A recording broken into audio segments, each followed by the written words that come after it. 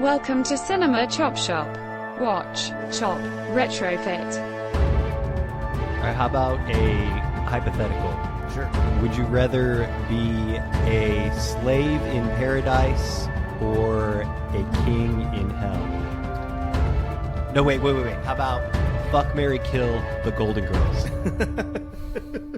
But this is not a hypothetical podcast. No, it's not. It's Cinema Chop Shop. It's a movie podcast.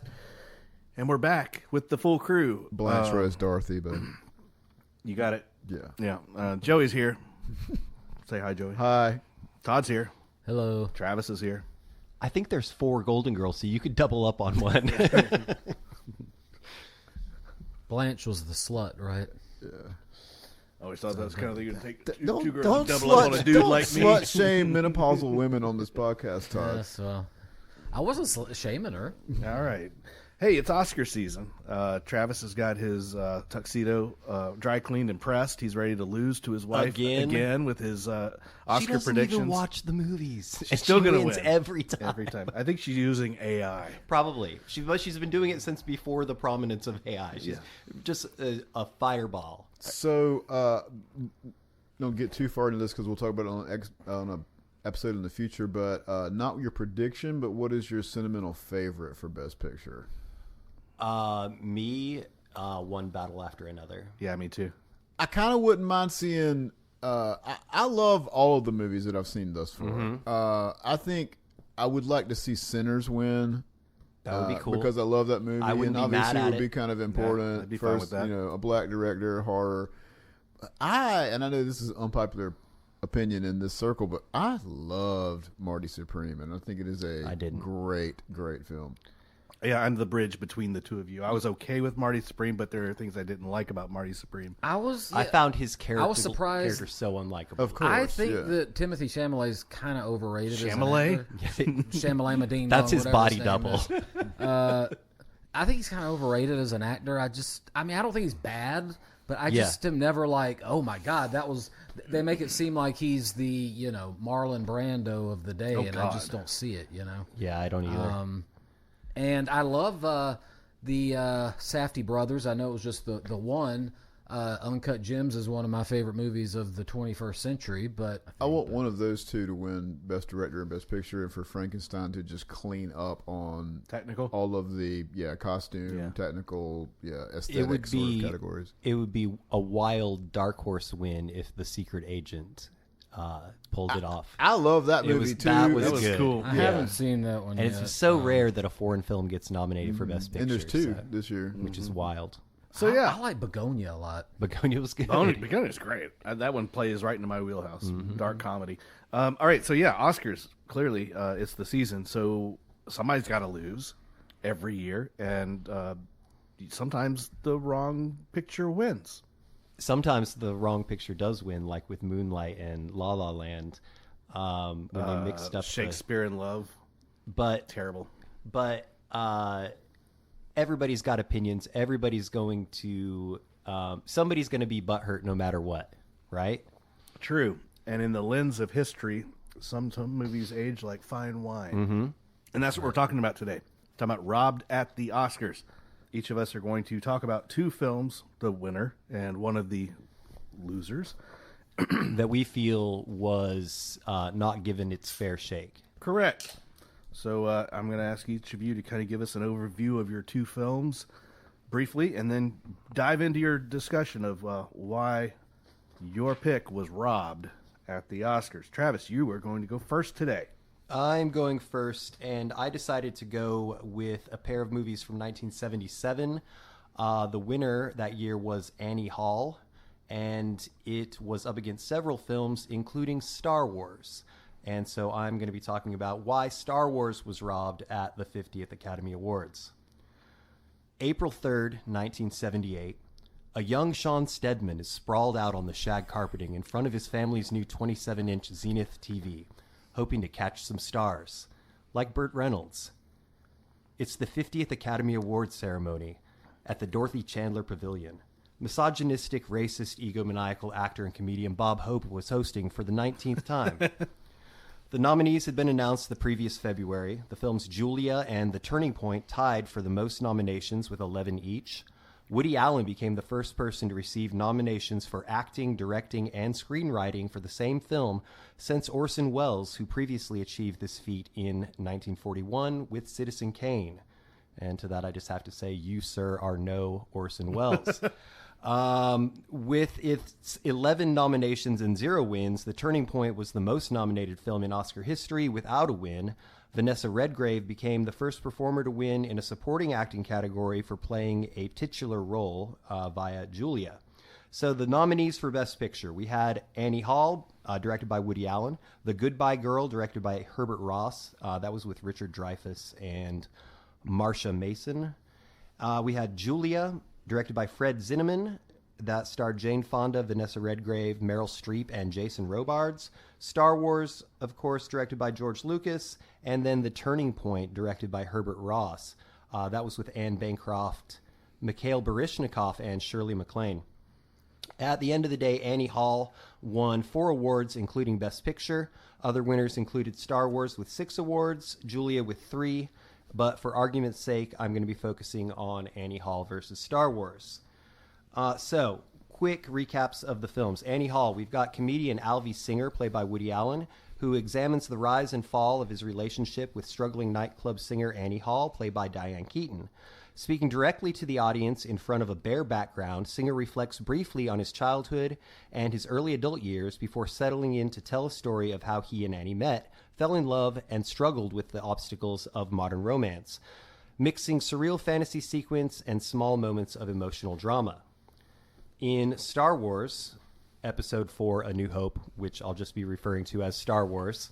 Time out for just a second. What do you think people made of in 1977? It never occurred to me when I was a kid, but what do you think people made of when they saw Episode 4 at the beginning of Star Wars? It was a head scratcher. How many people wondered? Were really stoned and were like, well, man, if we missed the first 3 movies. Right? You know, like, So Star Wars, 19 years after the formation of an oppressive, evil galactic empire, young Luke Skywalker is thrust into the struggle of an underdog rebel alliance. Guided by the teachings of Obi-Wan Kenobi, a Jedi Knight who has lived for years in hiding, Luke begins training as a Jedi himself. As if that weren't enough, he also rescues a princess, befriends a smuggler, a Wookiee, and 2 droids, and leads an assault against and destroys the Empire's most deadly weapon, a moon-sized space station with the capacity to disintegrate entire planets. And that's just the first movie. So, I've decided that I've got 3 main reasons that Star Wars should have been and really was the best picture that year, at least compared to Annie Hall. The first reason is thematic magnitude, the magnitude of the themes of these films. Star Wars, we've got the themes of good versus evil, the fundamental conflict in the film between the Galactic Empire, which suppresses freedom and individuality, versus the idealistic Rebel Alliance.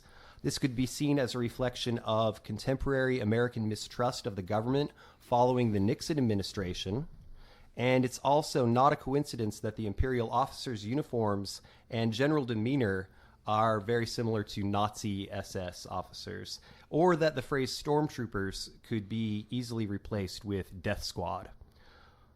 We've got rooting for the underdog. Small, ragtag rebel alliance battles the technologically superior galactic empire, emphasizing hope and determination against seemingly insurmountable odds. Never tell me the odds. Luke Skywalker exemplifies the underdog everyman hero. This could also be viewed as analogous to the dynamic of the Vietnam conflict. Then we've got the hero's journey / coming of age. Skywalker transforms from a naive farm boy into a full-fledged hero, reminiscent of a classical or mythological rite of passage. Then we've got unity in diversity, the unlikely alliance of Princess Leia, Han Solo, and Luke coming together despite their vast differences to eventually succeed in their goals. Then we've got the themes of Annie Hall. 1, the absurdity of love. The film presents relationships as often irrational, fleeting, and filled with neurotic behavior, yet ultimately essential for human happiness. Alvy's journey is a often humorous search for why love fails despite the desire for it to work. neuroses and self-sabotage, Alvy Singer's inability to change and his consistent need to intellectualize or control his emotions, stemming from his deep-seated insecurities, becoming the primary causers of relationships' failure. Bias and subjectivity. The film is told through an unreliable narrator, Alvy's fractured, subjective memory, using techniques like breaking the fourth wall and split screen to highlight how people rewrite their own histories. Relationships as transactions. Characters are often depicted as insecure and self-absorbed, using relationships to fill personal voids rather than finding genuine, lasting connection. And then finally, cynicism. I went back and forth on, is it cynicism or pessimism? But the protagonist, Alvy Singer, views the world through the lens of insecurity, death, and dysfunction, finding it hard to find joy in any situation.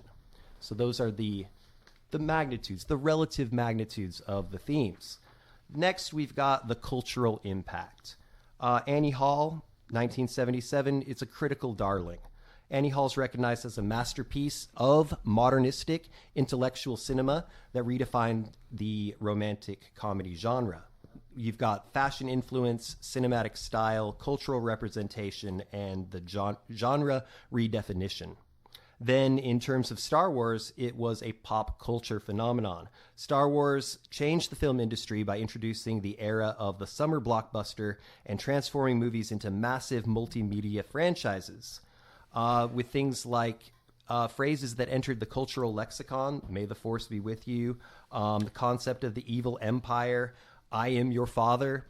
These became fairly commonplace, especially amongst nerds. Industry revolution. It moved Hollywood away from gritty, realistic 1970s cinema toward spectacle-driven, special effects-laden entertainment. It also established the model for profitable merchandising and collectibles. All of that, I think, is for better or for worse. Some of it, yes, especially merchandising. Universal reach. It acted as a cultural unifier that appealed to a wide demographic, offering escapism during a period of American malaise in the post-Vietnam / post-Watergate era. And then finally, long-term impact. In 100 years, people are still going to recognize the term Star Wars. I highly doubt they'll know what Annie Hall is in 100 years. And then finally, the third reason that Star Wars is the better picture, the Epstein test. In these modern times, we have the benefit of hindsight and over 6 million pages of documents detailing the activities of American financier and convicted child sex offender Jeffrey Epstein and those with whom he associated. Now, George Lucas is mentioned in the Epstein files. I don't want to mislead you, but he's mentioned one time in the documents relating to Jeffrey Epstein case that was unsealed in 2024. And in a deposition, a victim was asked if she had met George Lucas on Epstein's Island, to which she responded she had not. Woody Allen, on the other hand, is mentioned in the Epstein files more than 7,000 times, appearing in documents and photographic evidence. Records show he was a guest at Epstein's townhouse, and emails indicate Epstein helped a member of Allen's family. Other documents include his name in a list of individuals discussed in relation to misconduct allegations. There is evidence that they were close. He is also a creeper beyond just being in the Epstein Very much files. so. I wasn't even going to get into marrying your adopted daughter. You also have the movies themselves. Annie Hall is not as cringy as, say, Manhattan in those terms.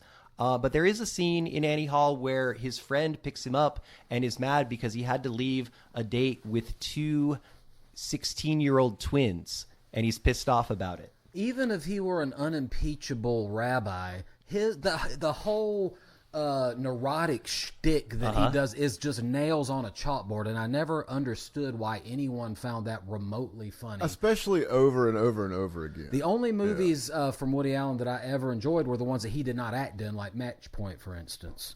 And that, my friends, and you the listeners, is why Star Wars was robbed at the 1978 Academy Awards. Your two choices are very similar to mine in that there's a crisis in the Academy between critical darlings and real cultural everyman kind of movies. And for a long time, the Academy Awards really looked down its nose at genre movies, horror, science fiction. That might change this year with winners. We hope. Yeah.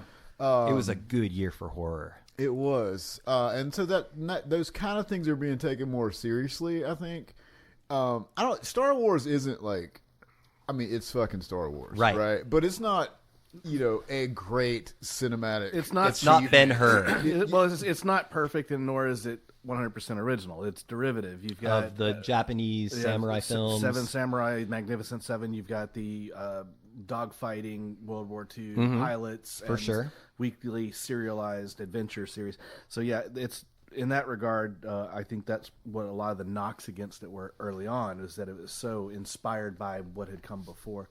But I think that in the scope of history, clearly this is, Star Wars is the better film. You literally cannot name a film that had a bigger cultural impact. Right. I've got some fun facts real quick. Yep. For Annie Hall, the passerby that Alvy refers to as, quote, the winner of the Truman Capote lookalike contest is in fact the real Truman Capote. And in Star Wars, George Lucas was so sure that his movie would flop that instead of attending the premiere, he went on vacation to Hawaii with his friend, Steven Spielberg. It was on that vacation that they came up with the idea for Raiders of the Lost Ark. Excellent. Thank you for that solid work. Todd, Okay. You're up with yours.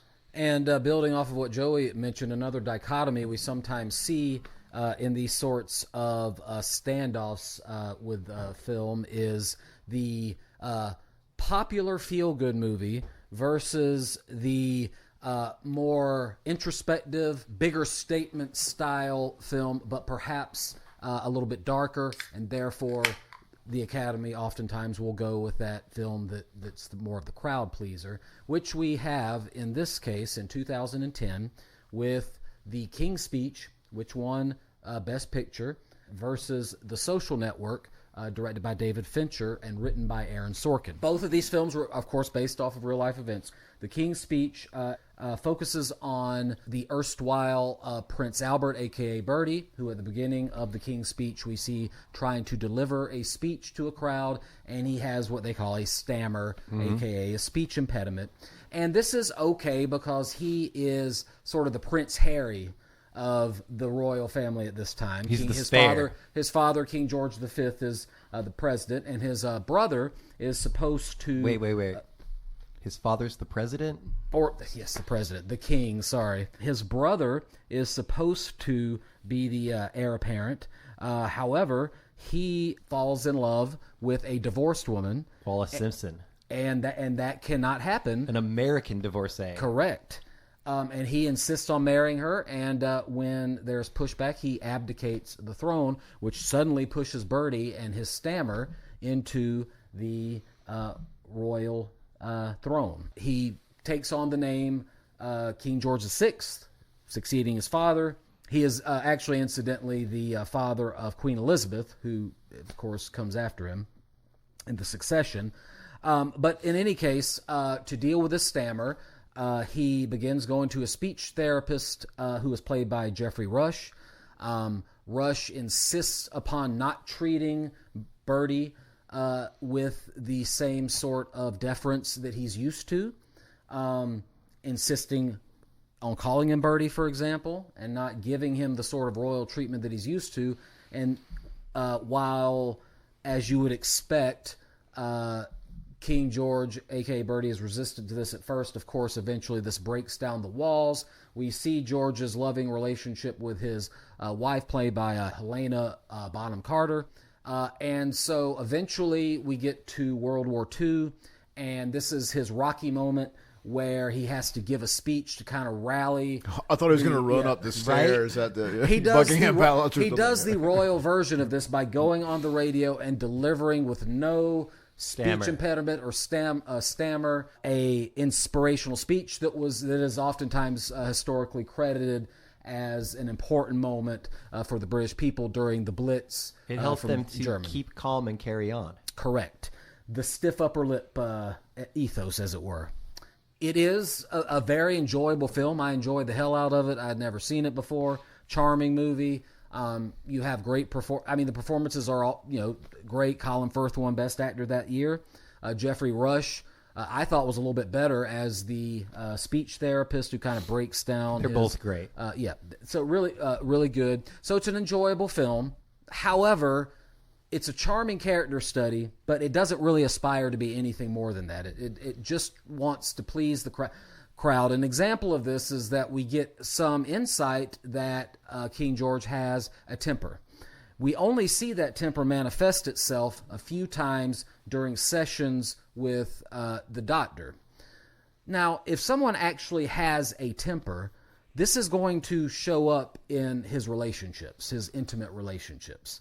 And that is not explored at all. This is a character study, but not one that is interested in trying to scratch beneath the surface and really getting at who the man was. This is an inspirational sports movie, and the sport is public speaking. Yeah, correct. Exactly. Yes. So one thing that they didn't show in the film was that one of the techniques for curing a stammer at the time was to put live bumblebees in the patient's mouth.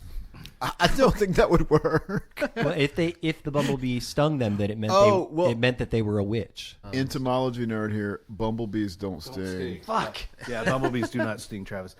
Let's contrast The King's Speech with The Social Network. So this is a film directed by David Fincher, written by Aaron Sorkin, who is probably one of the preeminent screenwriters of his generation.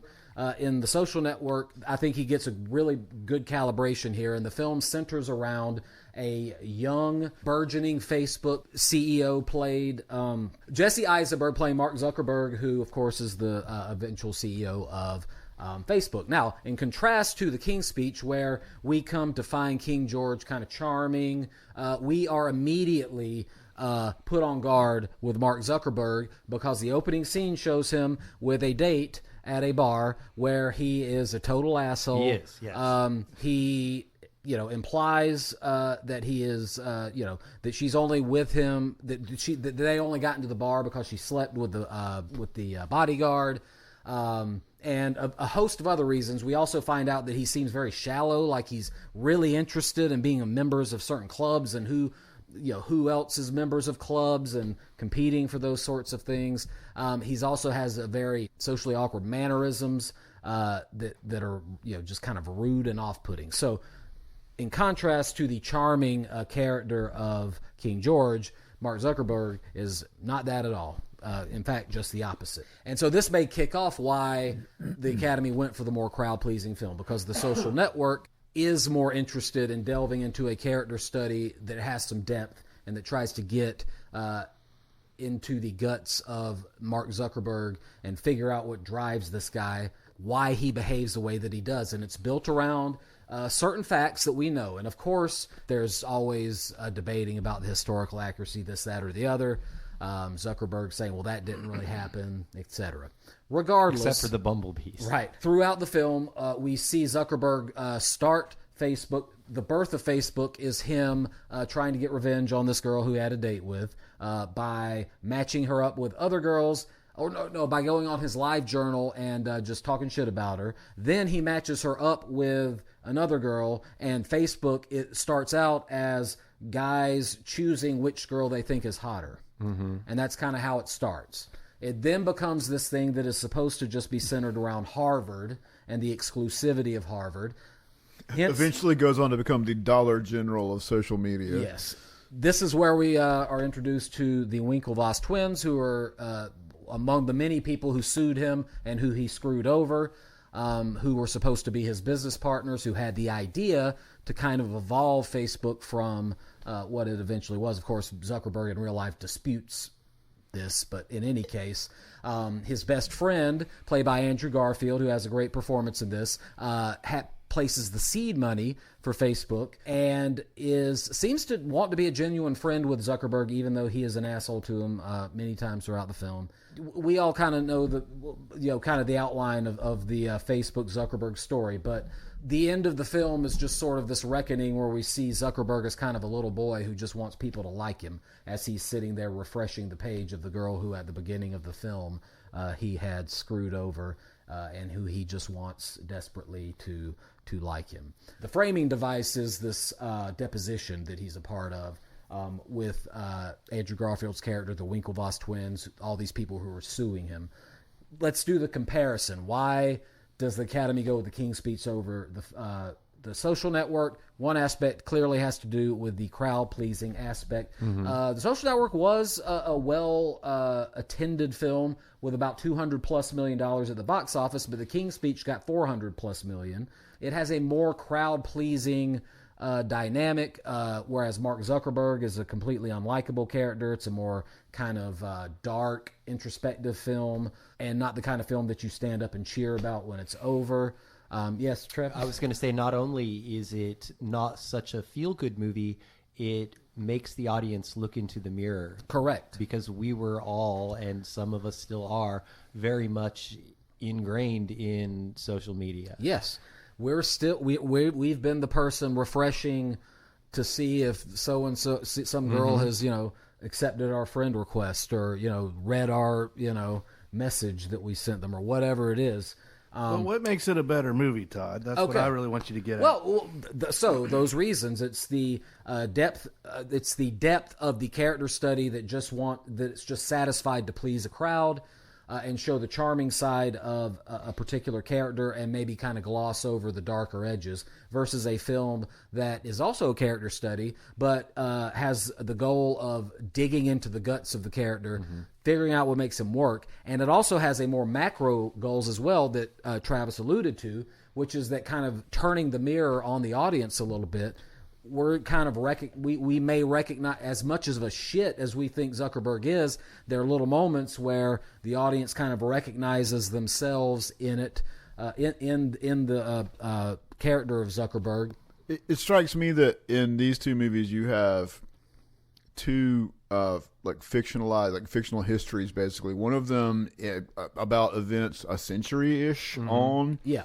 Which are very romanticized, whereas Correct. the other one is much more topical in that it was history by the time that this came out, but it was very much still Recent history. Yeah. There are no stakes in the history involved with the King's Speech.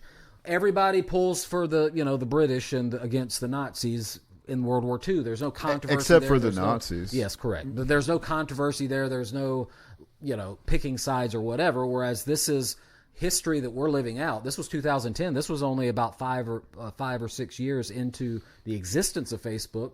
It's uncomfortable history too, because Correct. it's like kind of still current, and it's like Yes, something it's- that that's the other everybody who thing. watched that movie would have still very much been using that technology. That's the other thing. It still echoes today. When you watch that film, it feels fresh. It feels like it still has relevant things to say. It feels like prescient in a lot of ways, that some of the reflections that it shows to the crowd actually have played out over the years. And so it's an uncomfortable film in that way as well. And so it's just a film. King's Speech is an enjoyable film. There's certainly a place for films like that, the Rockies of the world, which I love. I love those movies, Rocky, Rudy, stuff like that. That's the kind of movie the King's Speech is. The Social Network is a film that strives to be something greater, but comes closer to achieving it, and it's the more memorable film now. It's the film that people would talk about more now, I would think, people who follow cinema at least. It's a better written film. The dialogue from Sorkin, even though he does have a tendency to overwrite, I think he gets it perfectly calibrated in The Social Network. The music is terrific from Trent Reznor. And Atticus Ross. And Atticus Ross, correct. That was our Good point. introduction to them. Right.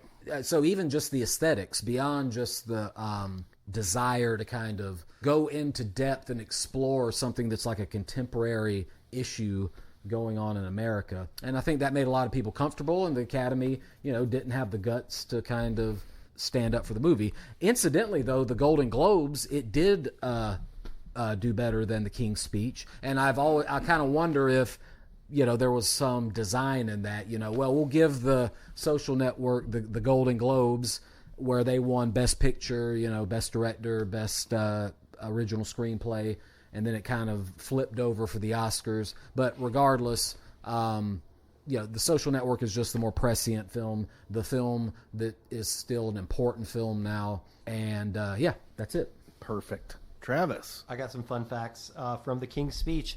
At the age of 73, David Seidler became the oldest person to win the Academy Award for Best Original Screenplay at the time. He was surpassed by, goddammit, Woody Allen the following year, winning for Midnight in Paris at 76. That's another one that he didn't act in that I kind of I like. kind of like that movie too. I watched it. I didn't realize it was a Woody Allen movie until the final credits, and I was like, God damn it! Yeah, I kind of liked it. For The Social Network, during one of the depositions, it is mentioned that the invention of Facebook made Mark Zuckerberg, quote, the biggest thing on a campus that included 19 Nobel laureates, 15 Pulitzer Prize winners, 2 future Olympians, and a movie star. One of the lawyers asks, who was the movie star? And the response is, does it matter? In fact, the movie star was Natalie Portman, who was enrolled at Harvard as a junior and senior when Mark Zuckerberg was there as a freshman. She invited Aaron Sorkin to a dinner party with her Harvard friends to provide him insider information on the school's social life at the time Facebook was created. Cool stuff. Yeah. All right. Very good.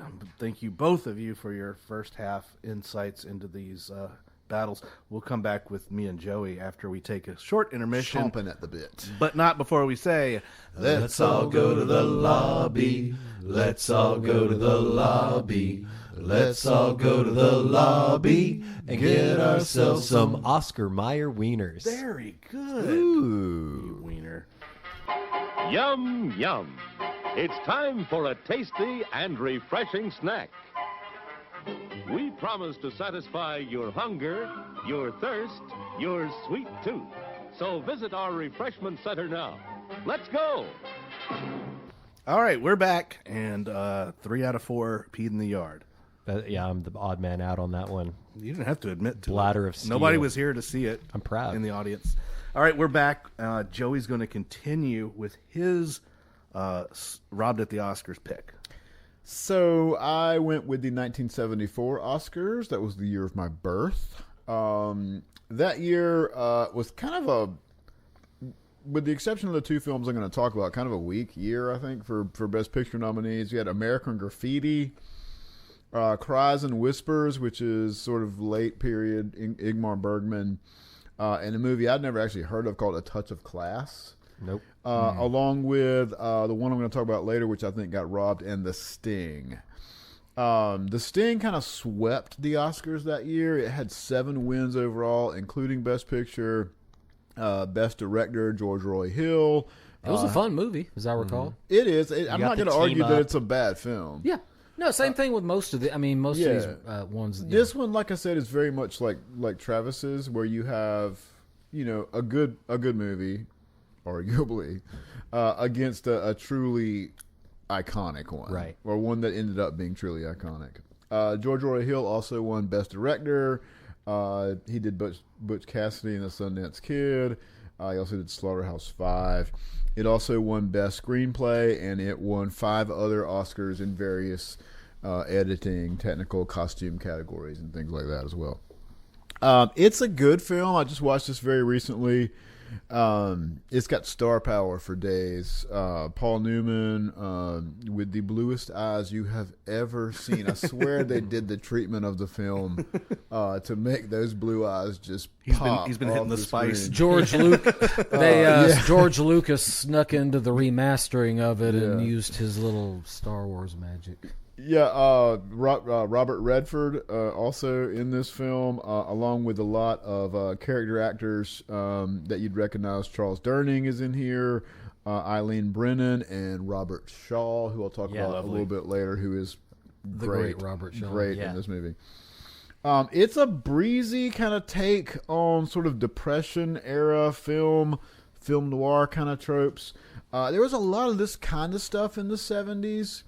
We talked about on a previous episode a few months back, or maybe years back, you know how time is, we talked about a 70s update of Sam Spade, for instance. It's like a Bonnie and Clyde type thing. Mm-hmm. Yeah, Bonnie and Clyde, exactly. Although I probably like The Sting better. I saw Bonnie and Clyde for the first time a few years back, and it was kind of Yeah, this kind of stuff, like Bonnie and Clyde in particular, Butch Cassidy and the Sundance Kid, also a very good movie. But this kind of stuff, like where the 70s is looking back on the Depression era film noir stuff and like the kinds of genres that made the golden age of Hollywood what it was. This kind of stuff to me always kind of, there's a little bit of a whiff of just pastiche about it. And it seems kind of Contrived. a little bit contrived. I and think they're just- trying to compare these sort of gangster characters with sort of the rebel spirit of the late 60s and 70s. I think that's what they're going for. That's kind of what people are going to say about us, looking back at movies and things done in the 90s. Yeah. It's like, wow, that was 40 years ago.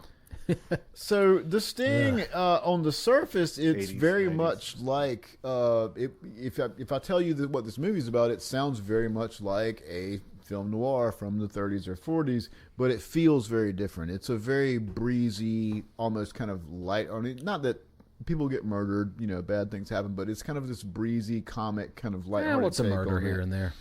The story involves a small-time con man played by Robert Redford.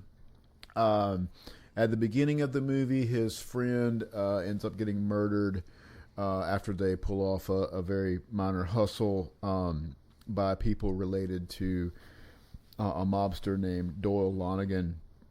And that urges him to try to hook up with a much bigger time hustler.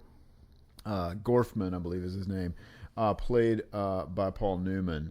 Who is a drunk in this movie, but his eyes are never bloodshot and they're just shining clear. You could get lost in the blue sky of his eyes. All right, Joey, we get it. You really like Paul Newman. Yeah. You could get dressing all over the place. Definitely veering into man crush territory here. So this sets him to he wants to get back at this mobster, so he tries to hook up with Gorfman, played by Robert Newman. Played by Paul Newman. Excuse me. And they cook up this scheme, which doesn't make a whole lot of sense, but that's not unusual to have a very convoluted plot and Yeah, I scheme remember going next on. to nothing about the plot of the movie. So essentially, they contrive to have Paul Newman's character win a bunch of money because he's a card cheat in this illegal poker game with Robert Shaw's mobster character Doyle Lonigan. And then in the aftermath of that, Hooker, who is Robert Redford's character, is supposed to approach Doyle Lonigan and act like he wants to turn coat on his actual mentor. And that's a whole ruse to get the mob involved in this horse racing scheme. Essentially involves races that happen on the East Coast. This is set in Chicago.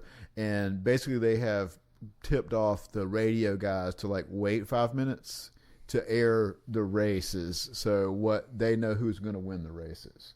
And they conspired to take a bunch of money from this guy after getting him in on the scheme.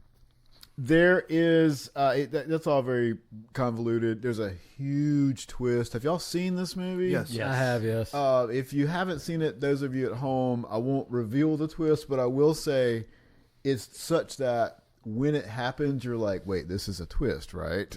Yeah. Because you can't believe that what you see on the screen happening is actually happening. It doesn't make a whole lot of sense, and it doesn't seem very realistic that they could pull this ruse that forms the twist off in real life, but it doesn't really matter because, again, this is a breezy comic sort of film. It's a good movie.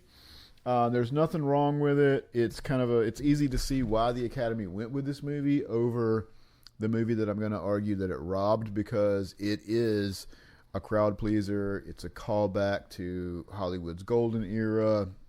It's got star power for days. It's a good movie. It's the best escapist fare that the Hollywood system put out that year, I think. It's Hollywood through and through. Yeah. Nothing wrong with it. Enjoyed the hell out of it, but it comes nowhere near having the impact, the cultural impact, and the lasting staying power of The Exorcist. Ooh. Which lost that year to The Sting. Now, The Exorcist didn't really get snubbed at the Oscars. It did rack up a couple of them. It won Best Adapted Screenplay. It won the sound editing for obvious reasons if Oh, you've yeah. seen this film. The sound editing, the sound of her voice, and when she's possessed by the devil, I guess, Yeah. and she starts doing the voices of other It characters. actually, I mean, they do a good job by any day standards, let alone 1974, for making it seem like it's her mouth that is saying these things. Like, Yes. I completely bought it. Yes.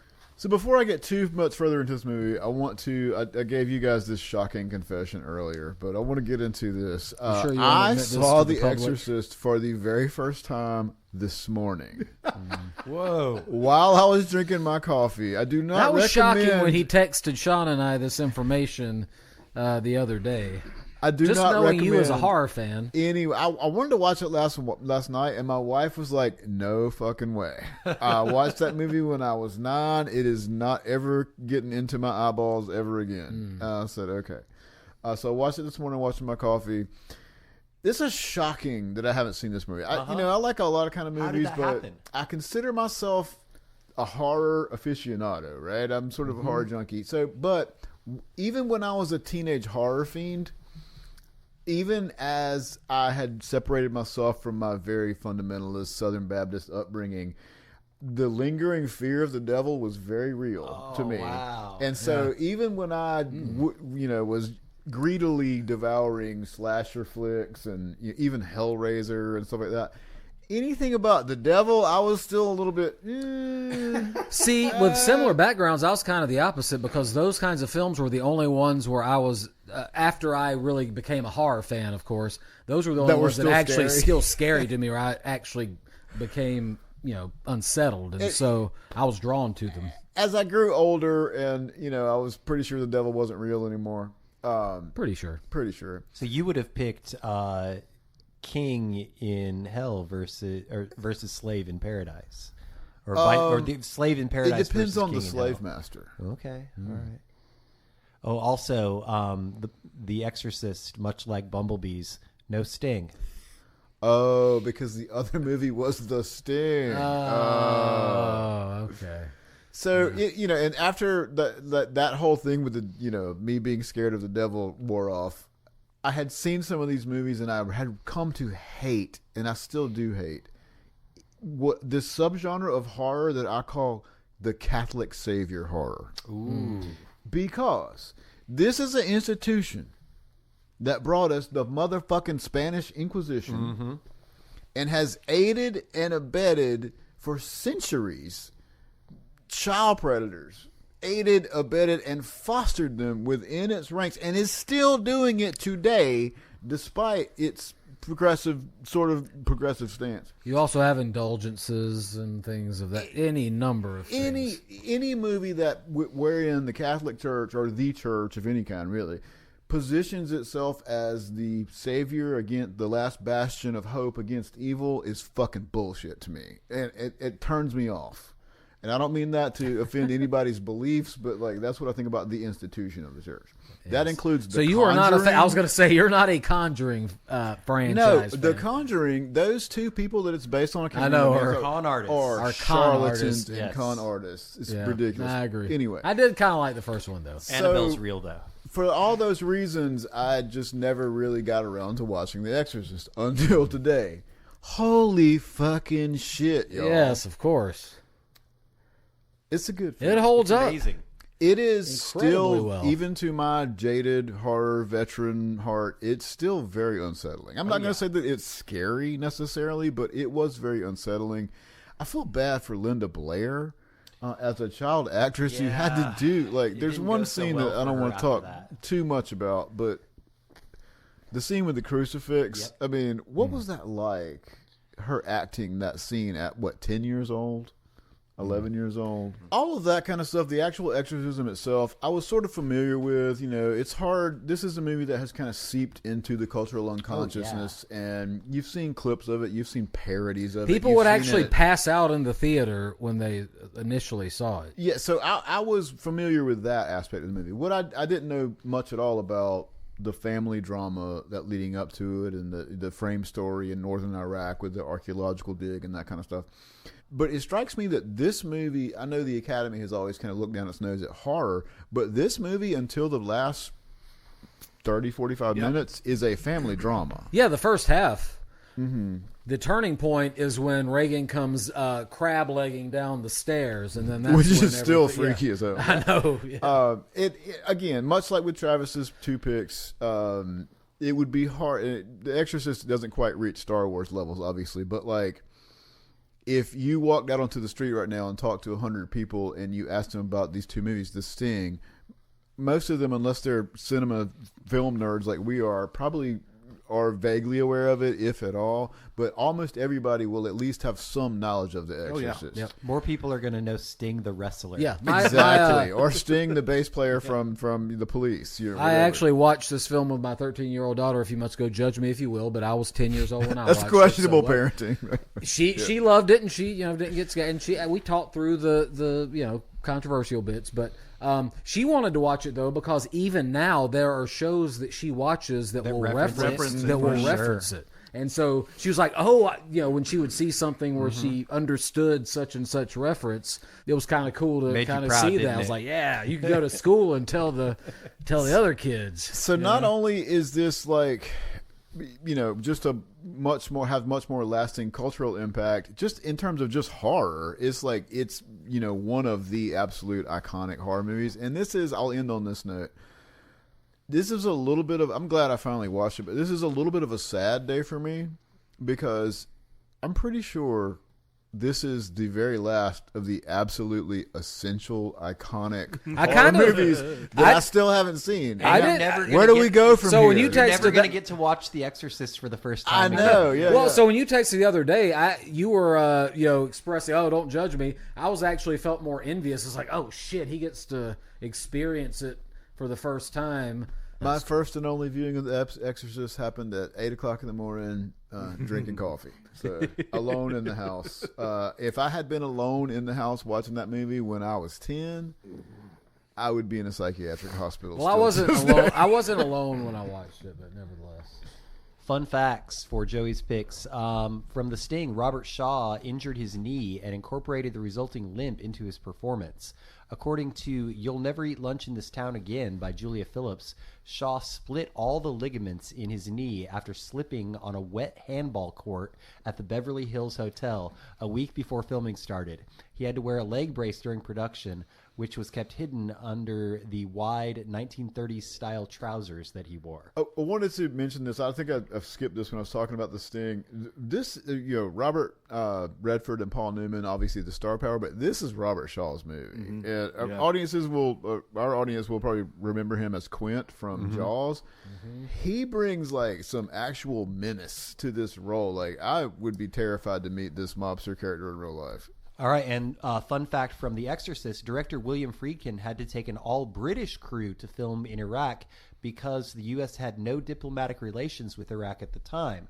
They were allowed to film near ancient buildings and actual archaeological digs on condition that included teaching Iraqi filmmakers advanced filming techniques as well as how to make fake blood. That was part of the deal. Nice trade.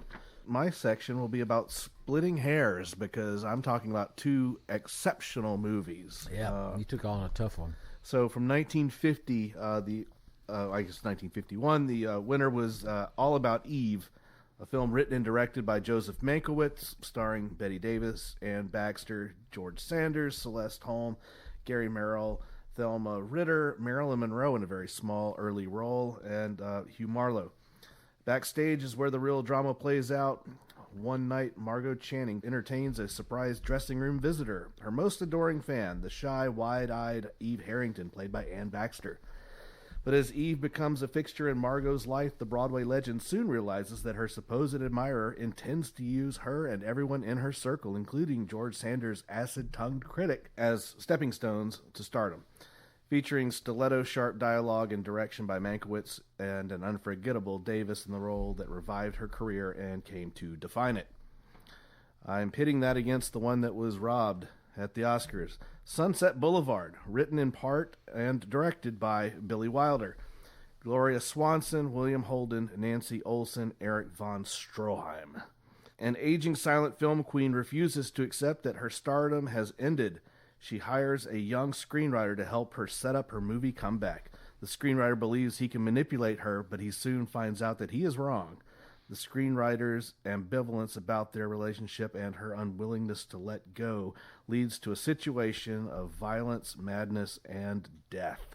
So, everybody's seen these two movies? Yeah. Oh yeah. I have All About Eve on my queue because it fills a category. I think I filled Thelma Ritter category. No, I did the same one. I Maybe- just watched that like maybe 3 weeks ago and loved it.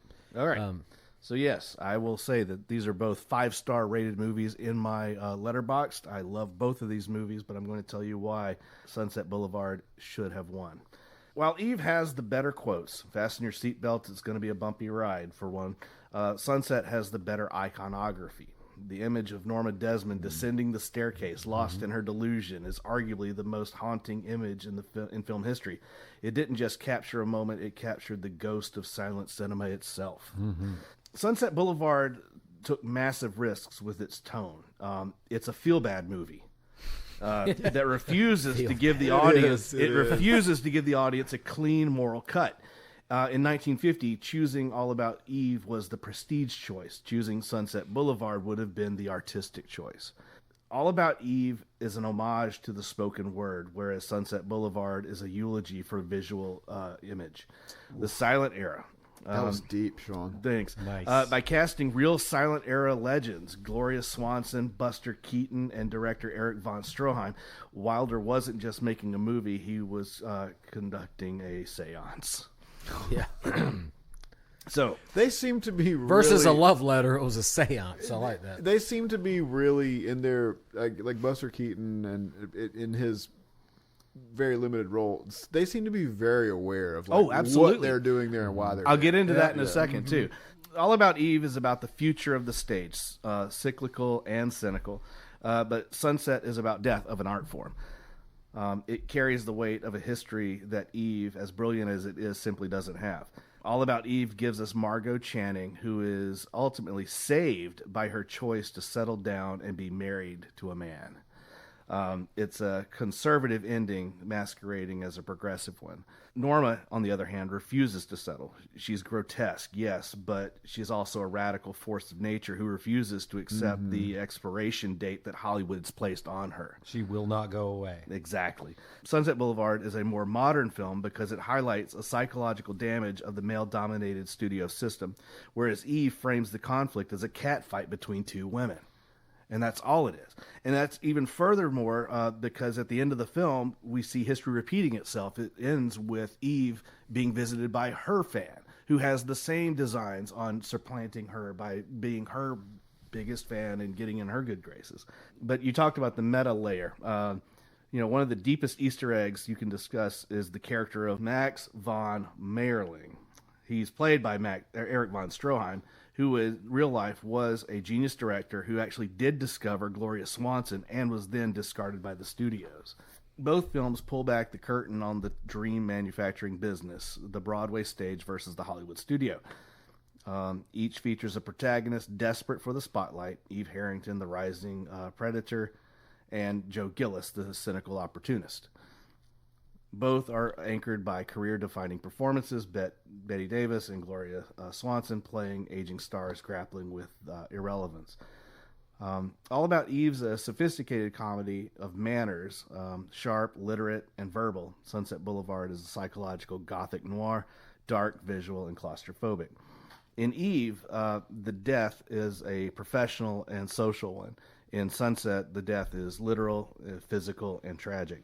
Eve uses a traditional flashback. Sunset uses then radical device of a dead man narrating his own murder. While All About Eve is a perfect screenplay, Sunset Boulevard pushed the medium of cinema further. Here's why it should have won. While Eve feels like a brilliantly filmed play, Sunset is pure cinema. From the iconic shot of Joe in the pool, which was actually filmed underwater via a mirror, which is pretty groundbreaking in and of itself, to the expressionist lighting of Norma's mansion, it uses the camera to tell the story, not just the dialogue. All About Eve ends with a cycle of Broadway ambition that feels almost safe. Sunset Boulevard, however, is so biting in its critique of Hollywood's meat grinder that MGM head Louis B. Mayer famously screamed at Billy Wilder for disgracing the industry. Wow. That's a quote, disgracing the industry, and would have been a bold statement of self-reflection for the Academy. It successfully blended film noir, horror, and satire. It turned has-been trope into a tragic monster movie, making Norma Desmond both a villain and a deeply sympathetic victim of a system that discarded her at age 30. And then, of course, you're talking about Buster Keaton being in the shot, that card-playing shot with all these has-beens, these relics of the silent era. It's interesting because usually the Academy loves a movie about themselves, about Hollywood. Well, these are both kind of behind the scenes about showbiz. But Sunset Boulevard is more so about Hollywood than about Broadway. the film industry. But maybe like Todd's pick, The Social Network, maybe it's a little bit too reflective. Yeah. And showing a little bit too much of those guts. The ones that you described that the Academy likes are kind of the feel-good variety. Right. Like what was the black and white silent one from The Artist. The Artist is an example of that. In the film, going back to Sunset Boulevard, Max shows Joe a clip of one of Norma's old films. That clip is from Queen Kelly from 1929, a real film directed by Von Stroheim starring Swanson. Yeah. More meta layers before it was cool. The level of meta commentary was decades ahead of its time. All About Eve is a great story. Sunset Boulevard is hauntingly a real documentary of its own actors' ruined lives. And then, of course, there's the final part, which you guys know how much I love architecture in film. When the set becomes a character in and of itself, in Eve, the spaces around them are social. People drink, talk, and they trade barbs. The conflict is all externalized. But in Sunset Boulevard, the mansion is a house that is a character unto itself. It's crumbling at the edges. It's part of the dialogue. It has the dead tennis courts. It's got the rat-infested pool. It represents the internal decay of Norma's mind. Sunset Boulevard uses environmental storytelling. You feel the claustrophobia of the house. All About Eve could happen at any penthouse. Sunset Boulevard could only happen in that decay mausoleum. I'm glad you mentioned that sort of decay because it kind of reminds, and the gothic element, because it reminds me like of a Faulkner novel, if you've ever read about the Compton family, which goes across several of his novels, and you see the decay. These are former Southern aristocrats who live in these decayed plantation houses. Old South. And, yeah, correct. Yeah. Then there's also, of course, the Poe with the House of Usher and whatnot. Yep. Awesome. So yeah, for me, it's just they're both great movies, but for me, I have to give Sunset Boulevard the edge because it just took a few more risks. It gave it a little bit more nuance, and then the only minus I ever give All About Eve is that cat fight element of it, of just women being jealous of each other and catty and bitchy and manipulative. That's a good point. And so that's that very slight distinction I put between the two movies. I think Sunset Boulevard's a more fun watch. Yeah. And it does seem to have more of the, I won't say cultural relevance because the average person on the street's not going to know Sunset Boulevard, but the average cinema buff will know it, and they might not know about All About Eve. Fun facts? Yes. All right. So from All About Eve, you mentioned the character Margot was saved by settling down. Betty Davis fell in love with her co-star Gary Merrill during the shoot of this movie, and the two married in July of 1950, a few weeks after filming was completed. They adopted a baby girl whom they named Margot. No. And for Sunset Boulevard, when Norma Desmond says to the guard at the Paramount Studio gates, without me, there wouldn't be any Paramount Studio, the words could apply to Gloria Swanson herself, as she was the studio's top star for 6 years running. Definitely got that meta layer going on as well, which was, again, fresh and new and unusual for the time. So I won, yeah? I'm kidding.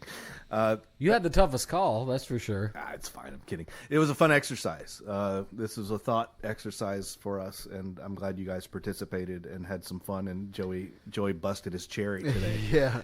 So my question is, which of the films that are up for this year's Oscars would we balk at winning and say that the others got robbed?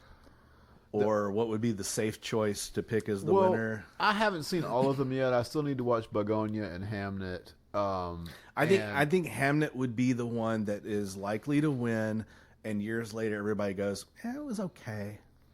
See, I think it's F1. It kind of knocked me on. F1 would be one. If yeah. F1, that's the only one that I will be pissed. That's the only one I'll be pissed off about. I can't imagine F1 They're just going to winning. give the award to Brad Pitt's charisma.